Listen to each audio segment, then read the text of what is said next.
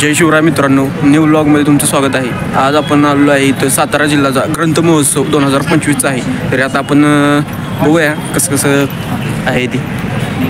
पुस्तक घ्यायच्या अगोदर बघायच्या अगोदर म्हटलं भावांनो तुम्हाला दाखवूया किती मोठ्या प्रिमायसिसमध्ये तुम्ही बघू शकता।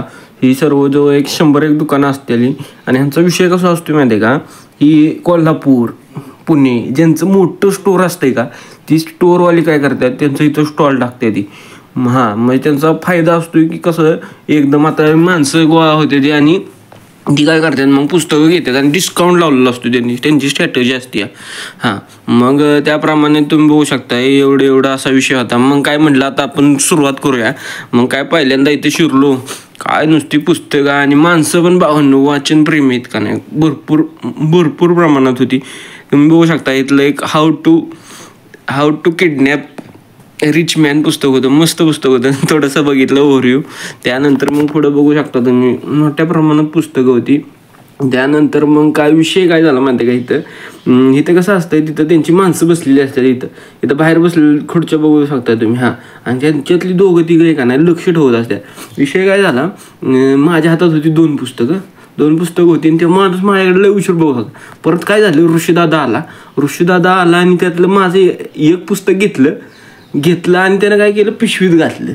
त्या माणसाला काय वाटलं, त्या माणसानं माझ्याकडे बघितलं, ते माणूस म्हटलं अरे दुसरं पुस्तक कुठे, अरे त्याला म्हटलं काय माहिती आहे का, म्हटलं त्या दादाने नेलं। मग तो गेला ऋषीदादाच्या मागं, त्याला म्हटलं ती पैसे घेतलेलं आहे ती। त्याला वाटलं ते तिथलं पुस्तक त्यांनी आम्ही न पैसे देताच गेलो, म्हणून तो गेला ऋषीदादाच्या मागं गेला। ऋषीदादाला विचारलं, मग ऋषीदादानं पावती दाखवली, तो झाला गप झाला। मग आम्ही आपलं परत जाता हे व्ह्यू तुम्ही बघू शकता। तिथं गाणं एक मस्त चाललं होतं, हे सर आहेत तुम्ही बघू शकता, त्यांनी अरेंज केलं होतं त्या पुस्तकाच्या ह्यानुसार। इव्हेंट होता ना ग्रंथ महोत्सव, त्यानिमित्त त्यांनी अरेंज केलं तर सर्वजण आपापली पब्लिक होतं, लहान मुलांचं डान्स वगैरे आणि बाहेरून गायक आले होते, त्यांचं चाललं होतं। मग आम्ही आपलं काय थोडंसं बघितलं ना आलो काय आता जेवण केलं नव्हतं, भुका लागल्या होत्या आणि पाड्यात आलो। इथं आज होतं पौर्णिमा दर पौर्णिमेला इथं विषय कसा असतो, जेवण असते।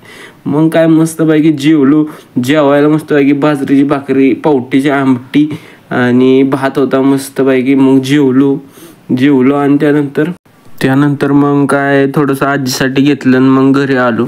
तरी भावांनो आता आपण पुढच्या व्लॉगमध्ये भेटूया। धन्यवाद। व्हिडिओ आवडला असेल तर लाईक आणि सबस्क्राईब करा।